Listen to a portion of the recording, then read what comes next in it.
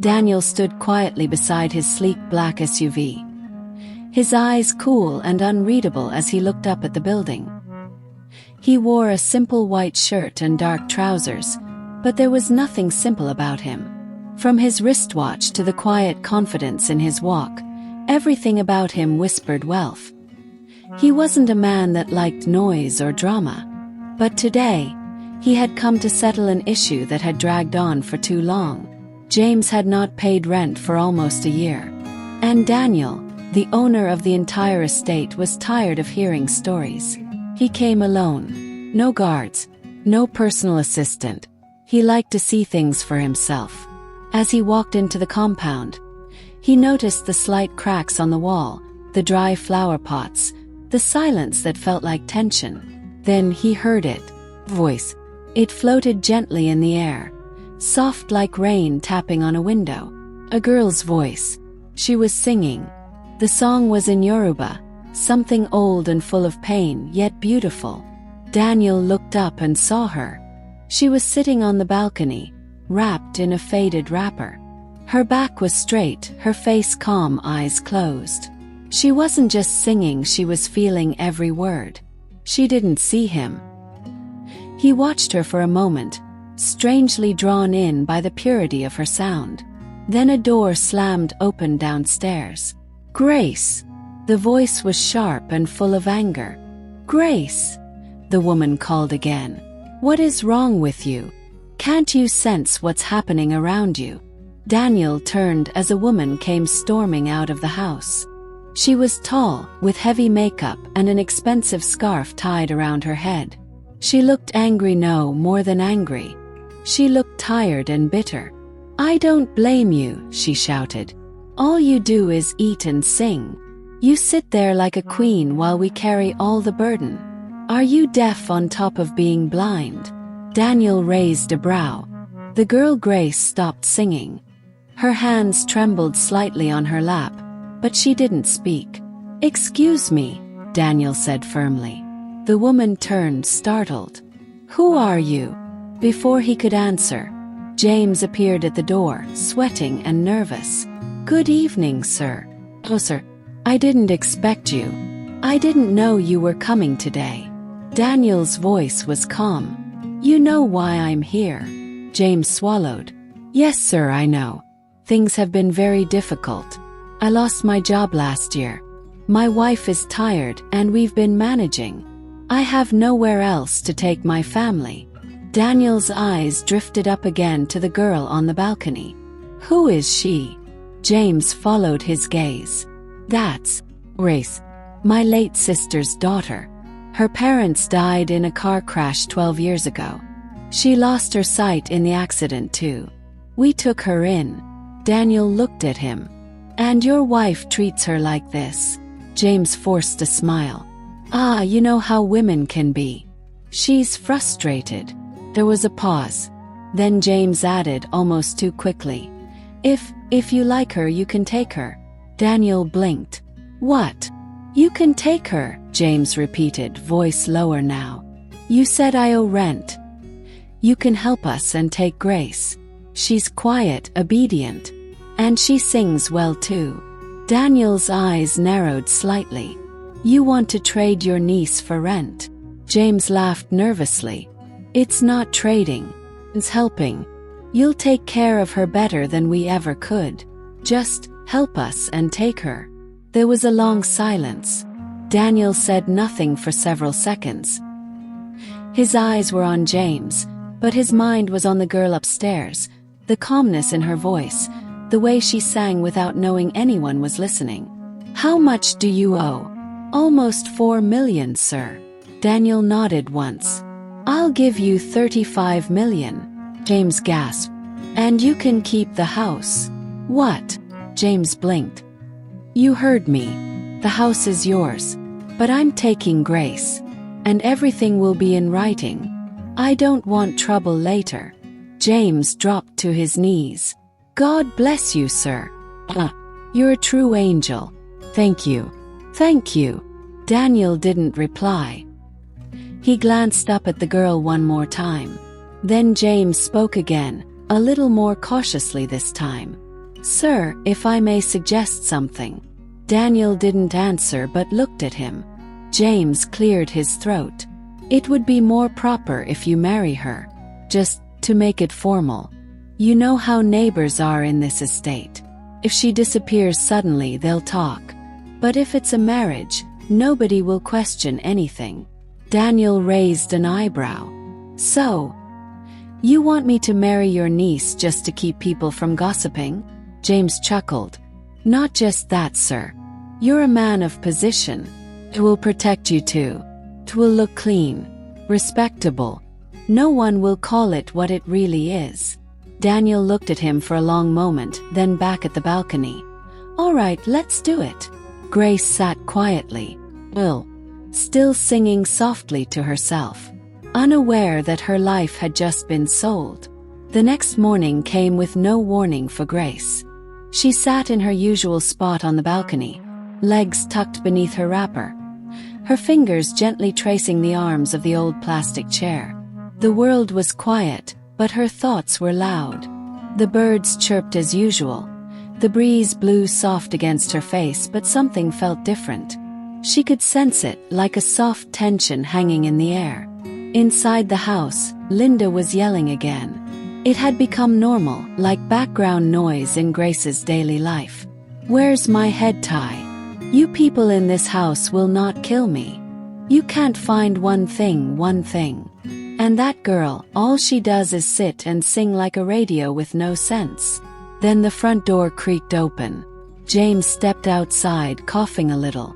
Grace heard the sound of polished shoes on the tiled floor.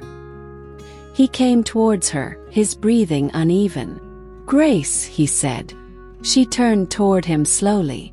"Yes, uncle." He paused. "Come inside. There's something important we need to discuss." Grace stood up gently. She reached for the railing first, finding her balance. Then her cane. She didn't use it much at home, but today something told her she should. Inside, Linda was pacing the living room, tying and untying her scarf. Her face looked tight and forced. But Grace couldn't see it. James led her to the couch and sat across from her. He cleared his throat twice before speaking. "There's a man who came yesterday," he began. Grace listened. "He's the owner of this estate. Very wealthy. His name is Mr. Daniel." Grace nodded slightly, waiting. James continued. He heard you singing. He was impressed. He asked about you." Linda scoffed from the corner. "Impressed, Ko. She thinks her voice will feed anybody." "Linda," James warned under his breath. Then to Grace he said, "He wants to help. He's offering you a new life. Comfort. Is everything we can't give you." Grace frowned. "Help how?" "He wants to take you," James said quickly. "To live with him." Grace blinked, confused. "Take me where? Why?" Linda answered sharply. "Because you're a burden here. Always sitting, always eating. We have our own children to think of." James interrupted, voice softer now. "Grace, listen. You'll be safe. You won't suffer anymore. Daniel is not just rich. He's generous and kind. He'll care for you. You won't lack anything." Grace was silent. Then she asked in a small voice, "And I don't get to decide?" There was a pause. James rubbed his hands together. "It's already done." Grace's fingers tightened on the edge of the couch. She turned her head slightly, trying to breathe. "Why?" she asked. He gave a soft sigh. "Things are difficult, Grace. You know this. And Linda." He didn't finish the sentence. "Daniel can care for you. You won't suffer. You'll have peace. You'll be comfortable." Grace's brows drew together. "So he's just taking me in? Out of kindness?" James hesitated. "Not just that," he said softly. "He's agreed to marry you." Grace froze. "What?" James nodded again. "It's better that way. People won't talk. It won't look strange. Gives you dignity, respect. It's all been arranged. Grace stood up slowly. You arranged for me to marry a man I've never met? James stood too, speaking quickly now. He's not a bad man, Grace. Believe me, you'll be well taken care of. Better than here. And I didn't have a say, she asked, her voice barely above a whisper. You're not safe here anymore, James said, lowering his voice. Linda doesn't want you. The children are growing. We can't afford food. You'll have a better life with him. But I don't know him, Grace whispered. I've never even seen his face. You don't have to, Linda snapped. He's rich. That's all you need to know. James's voice was calm again, as if that made everything better. He doesn't talk much, but he's not cruel. He'll take care of you. He has a mansion. Everything. Grace turned her face toward the window. And all I have to do is become his wife. Silence fell. Then James said, It's already arranged. Tomorrow morning. Grace didn't eat that night. She didn't speak again. She stayed in her small corner, her mind racing. Her eyes, though blind, stared into the dark like she could see the life she was leaving behind. And the life she had not asked for. The next morning came too soon. The wedding was quick. There were no flowers, no guests, just the court registrar, a quiet photographer, and Daniel, standing like a statue in a well-fitted navy blue suit. Grace wore a simple cream dress.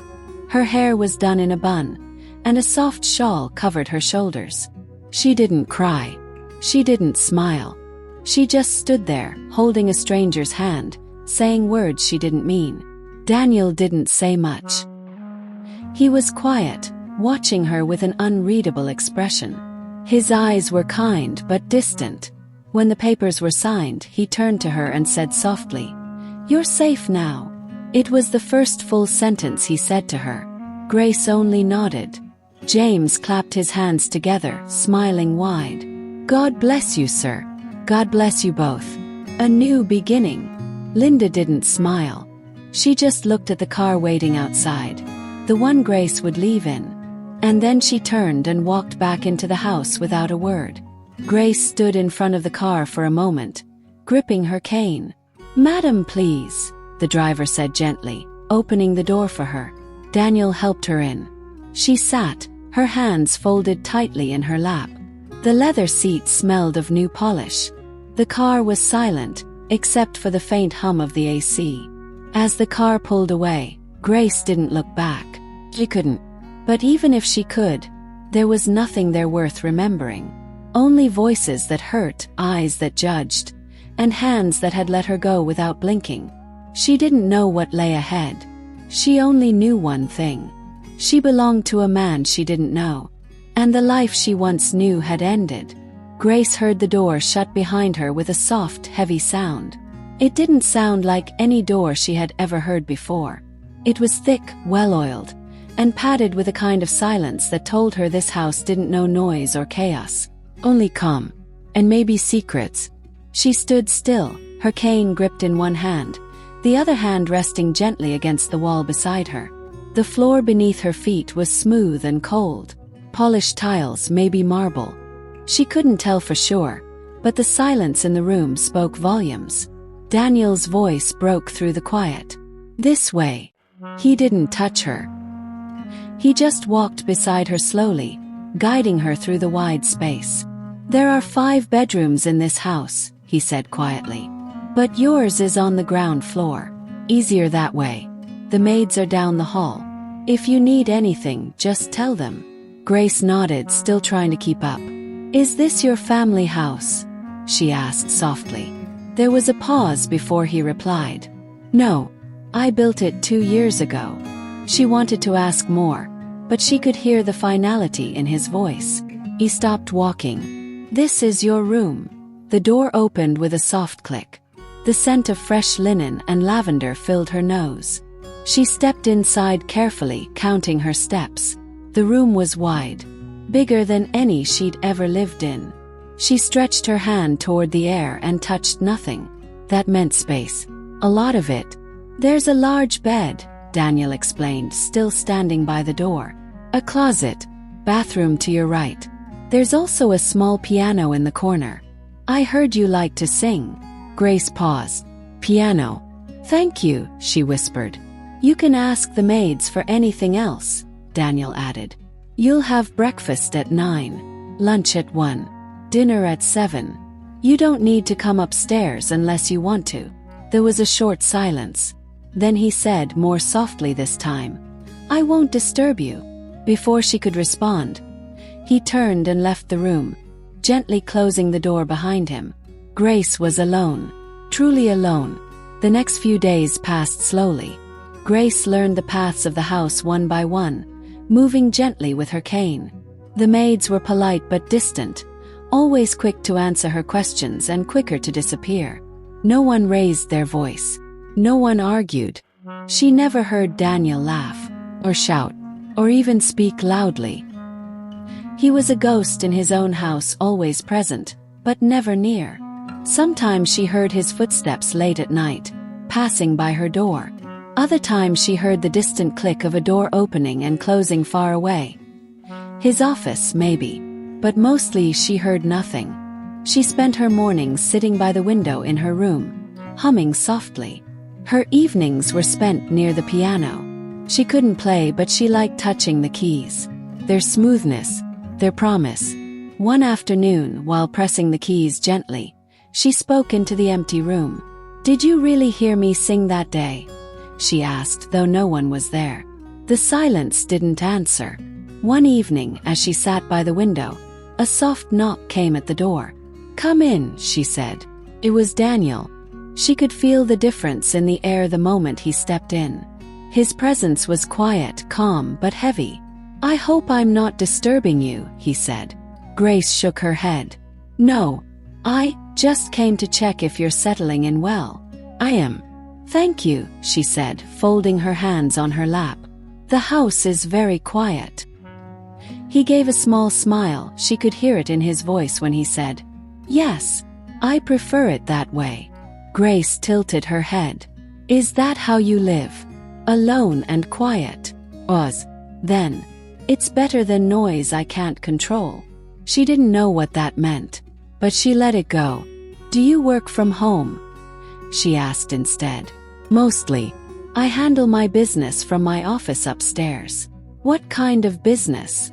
There was a long pause. Property. Real estate. Investments, he replied simply. Grace nodded. Daniel took a step closer. You're welcome to explore the house if you like.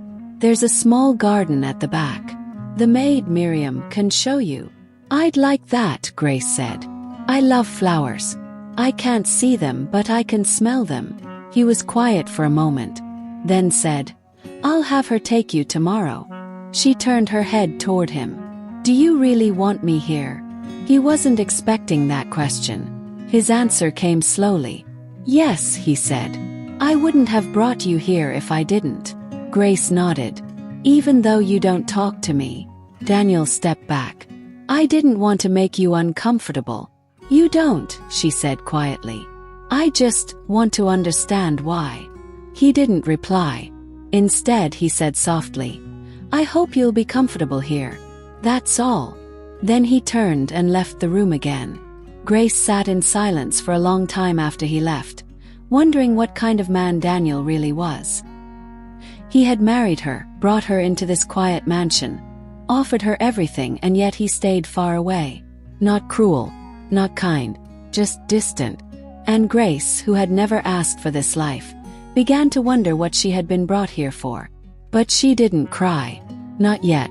Because something inside her believed that Daniel's silence was not emptiness. It was pain. And maybe, just maybe, that pain was not so different from hers. The morning came softly.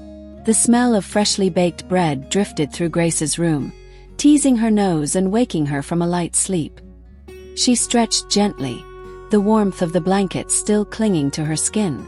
It had been nearly a week since she moved into the mansion, and while her body was beginning to adjust to the softness of her new bed, her heart still wandered restlessly.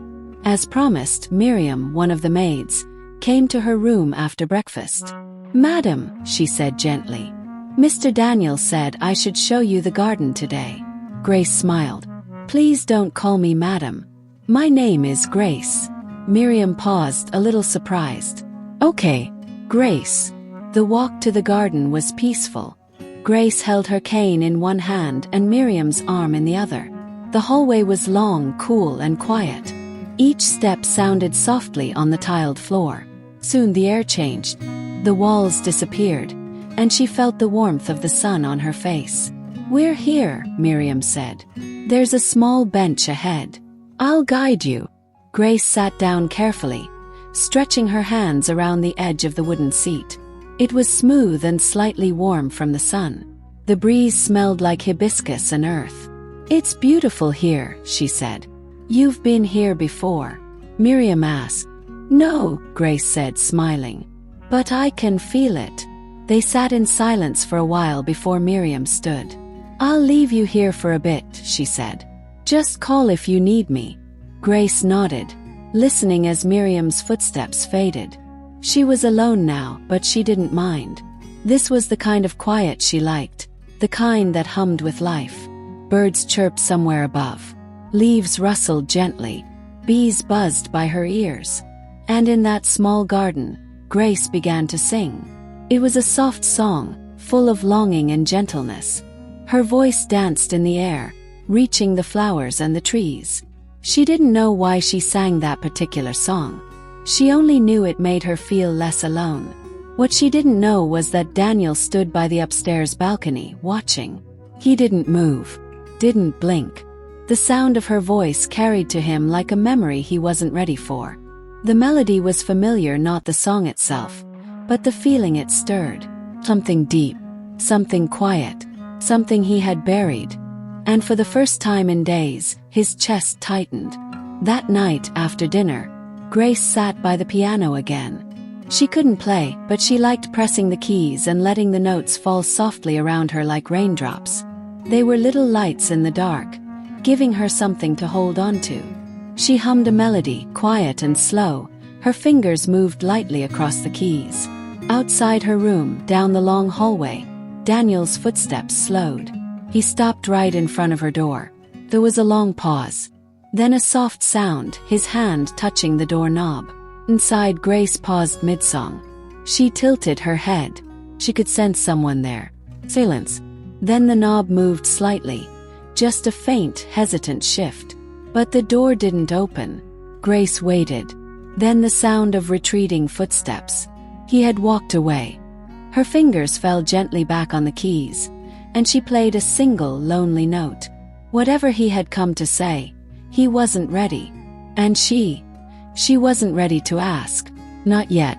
Daniel sat at the far end of his home office, one leg crossed over the other, a thick document open in front of him. The numbers stared back at him, rows of black ink, sharp and clean. Normally he found comfort in precision. Numbers were loyal. They didn't change based on feelings or moods. But today the ink seemed to blur. He leaned back in his chair and rubbed his temple. Outside the wide window, the afternoon sun spread gold over the lawn. In the distance, a small figure walked slowly along the stone path near the garden. Her white cane gently tapping the earth, her other hand held lightly by Miriam. Grace. Daniel's eyes followed her. She wore a simple blue gown today, the fabric soft and flowing, brushing her ankles.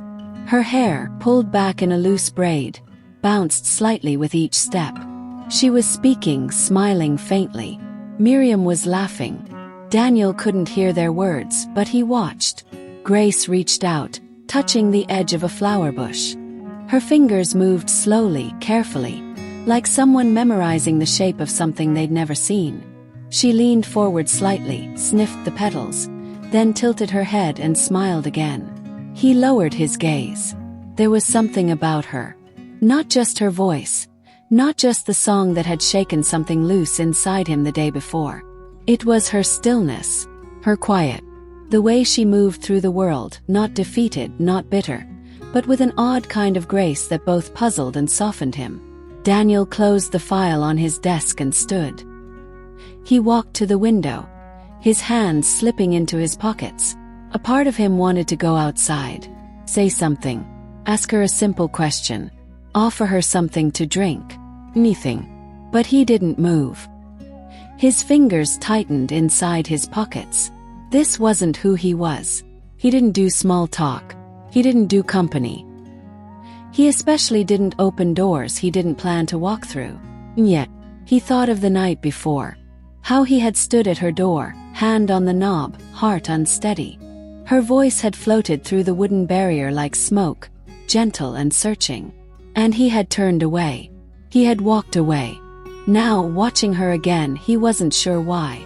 Later that day, Daniel found himself lingering by the hallway just before dinner. Not by accident. Not without reason. He told himself he was just checking the lighting in the hall, the positioning of the antique frames. But he was waiting. And then she came. Grace, led by Miriam, her steps slow and sure. They passed right in front of him. Miriam greeted him with a soft, "Good evening, sir." Grace tilted her head. "Is that Daniel?" she asked. Her voice was warm, curious. She couldn't see him, but she sensed him. "Yes," he said, surprised by the sound of his own voice. "Good evening," she added politely. Daniel cleared his throat. "Evening." And that was it. She smiled slightly and continued down the hall. It wasn't much. Just 3 words exchanged. But the sound of her voice lingered in his ears longer than it should have. That night, Daniel sat on the edge of his bed, the lights off, his phone untouched beside him. He stared at the dark window. He could still hear her laugh from earlier in the garden. Could still picture the way she tilted her face to the sun, as if it spoke a language only she could understand. She was different, not because she was blind, not because she had come from hardship, but because, even with all of that, she still carried light. Daniel lay back against the pillows and stared at the ceiling. And in the quiet, something inside him stirred again. Something unfamiliar. Grace sat cross-legged on the plush rug in her room, her hands gently moving over a book with raised dots. Her fingers were slow, unsure. She had only just begun learning Braille again, something she'd once started in school but hadn't practiced in years. The book had been left on her nightstand that morning. No note, no explanation. Just the soft leather-bound cover waiting patiently for her. She ran her fingers across the cover again. Somehow, she knew it was from him. A soft knock came at her door. 2 taps and silence. "Come in," she said. Miriam entered quietly with a tray of sliced fruits. "Would you like me to read to you?" the maid asked. Grace smiled. "No, thank you. I want to try myself today."